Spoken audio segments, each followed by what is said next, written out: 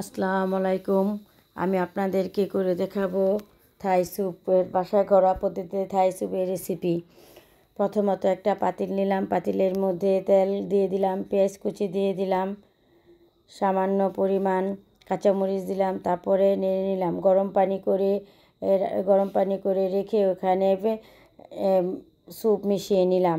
তারপরে পাতিলে ম্যারিনেট করে রাখা চিংড়ি মাছ দিয়ে দিলাম, আদা পেস্ট দিয়ে দিলাম, 2টা দারচিনি দিয়ে নেড়ে চেড়ে নিলাম।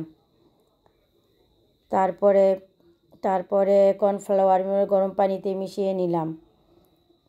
1 কাপ পরিমাণ পাতিলে পানি দিয়ে দিলাম। তারপরে কাঁচামরিচ দিয়ে দিলাম, ডিম ফেটিয়ে রাখলাম, সিদ্ধ করা নুডলস পাতিলে দিয়ে দিলাম। তারপরে স্যুপ দিয়ে দিলাম। আপনাদের যদি ঘরোয়া পদ্ধতিতে আমি থাই স্যুপ ঘরে বানিয়ে নিলাম। ঘরোয়া পদ্ধতিতে আপনাদের যদি ভালো লেগে থাকে এভাবে স্যুপটা বাসায় ট্রাই করে দেখতে পারেন। সর্বশেষে আমার স্যুপ রেডি। তারপরে আমি ধনিয়া পাতা দিয়ে দিলাম। তারপরে